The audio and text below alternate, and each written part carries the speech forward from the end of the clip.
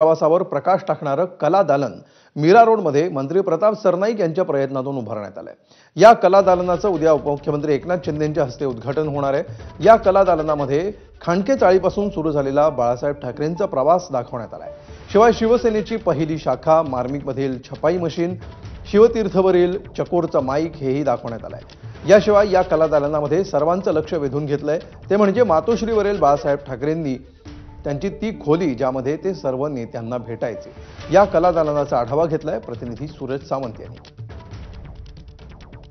हिंदुहृदय सम्राट बाळासाहेब ठाकरे यांच्या नावाने मीरा भाईंदर रोड या ठिकाणी कला दालन उभं करण्यात आलेलं आहे। नेमकं हे कला दालन कसं असणार आहे, याची भव्यता कशी आहे हे आपण या ठिकाणी पाहणार आहोत। पण पाहिलं तर ज्यासाठी केला होता अट्टाहास संयुक्त महाराष्ट्रात मुंबई मिळावी, यावेळी जो हुतात्मा बळी गेलेले 105 हुतात्म्यांचं या ठिकाणी स्मारक उभं करण्यात आलेलं आहे। या कला दालनाची जर आपण पाहिलं तर संयुक्त महाराष्ट्राची चळवळ, त्याचबरोबर ती या चळवळीत सहभागी झालेले सेनापती बापट असतील, डॉक्टर बाबासाहेब आंबेडकर, SM जोशी, प्रल्हाद केशव आत्रे, श्रीपाद डांगे, अमर शाहीद आणि प्रबोधनकार ठाकरे अशी या सस्या रक्ताची माणसं या लढ्यात पुढे सरसावली होती आणि त्यानंतर मुंबई ही महाराष्ट्राला मिळाली याचं या ठिकाणी एक स्मारक उभं करण्यात आलेलं आहे। तर दुसरीकडे शिवसेना ज्या नावारूपाला येत असताना मराठी माणसाची जी चळवळ होती त्या चाळीतलं या ठिकाणी सादरीकरण करण्यात आलेलं आहे। याशिवाय त्यांनी रेखाटलेली व्यंगचित्र ही देखील महत्त्वाची होती।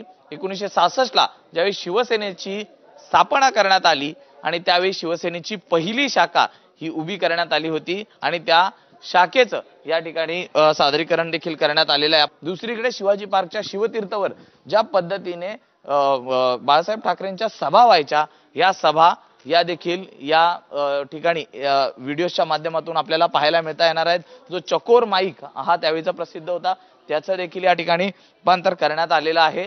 याचबरोबर मराठी माणसांच्या न्याय हक्कासाठी लढणारी शिवसेना, ठाकरेंचा बाळ महाराष्ट्र इतिहासासाठी सज्ज झाला, यासारखे अनेक ब्रीदवाक्यही या ठिकाणी ठेवण्यात आलेली आहेत। हिंदुत्वाच्या मुद्द्यावर निवडणूक जिंकू शकतो हे ज्यावेळी सांगण्यात आलं होतं बाळासाहेब ठाकरेंकडनं, ते एक व्हिज्युअलाइज या ठिकाणी करण्यात आलेलं आहे।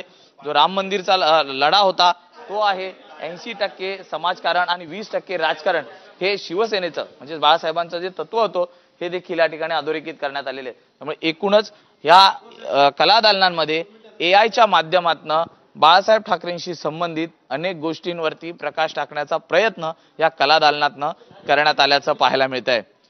व्हिडिओ जर्नलिस्ट हेमंतसह मी सूरज सावंत, ABP माझा, मुंबई। तर या कला दालनासंदर्भात सविस्तर चर्चा केली मंत्री प्रताप सरनाईक यांच्यासोबत, पाहूया। बाळ केशव ठाकरे ते बाळासाहेब केशव ठाकरे, हिंदुहृदय सम्राट बाळासाहेब ठाकरेंचा जो जीवन प्रवास आहे हा मीरा भाईंदर येथील कला दालनात साकारण्यात आलेला आहे। याच विषयावरती माझ्यासोबत बोलण्यासाठी मंत्री प्रताप सरनाईक जी आहेत। सरनाईक साहेब, एकूणच बाळासाहेबांचा जो जीवन प्रवास आहे हा आपण या कला दालनात मांडलेला आहे। प्रामुख्याने तुम्ही सुरुवात जर केली तर बघा, हुतात्मा स्मारक आहे म्हणजे 107 हुतात्म्यांनी बलिदान दिलेली ही मुंबई, आणि ही मुंबई इथून सुरुवात होते।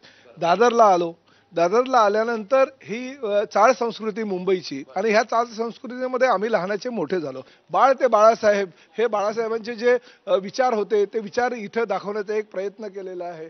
आणि ही रूम आहे, त्या रूममध्ये बिंदू माधवांचा फोटो आहे, ह्या रूममध्ये मासाहेबांचा आणि बाळासाहेबांचा फोटो दाखवण्याचा प्रयत्न केला, जेणेकरून सर्वसामान्य जो माणूस या ठिकाणी बघायला येईल त्याला असं वाटेल की नाही, हे कला दालन हे स्वतः बाळासाहेबांचं चलतं फिरतं आत्मचरित्र आहे। उद्या बाळासाहेबांच्या स्मृतीला अभिवादन करायला एकनाथ शिंदे साहेब या ठिकाणी येणार आहे, आणि 17 नोव्हेंबर ते जन्मशताब्दी म्हणजे 23 जानेवारी 2026 पर्यंत हे बाळासाहेब ठाकरे कला दालन जे आहे ते सर्वसामान्य सगळ्या शिवसैनिकांना बघायला मिळणार आहे। लवकरच ज्या पद्धतीने हे कला दालन उभं राहिलेलं आहे, तसंच राष्ट्रीय स्मारकाचं काम हेही लवकरात लवकर व्हावं अशी अपेक्षा या ठिकाणी प्रताप सरनाईक यांनी व्यक्त केलेली आहे। व्हिडिओ जर्नलिस्ट हेमंत कदमसह मी सूरज सावंत, ABP माझा, मुंबई।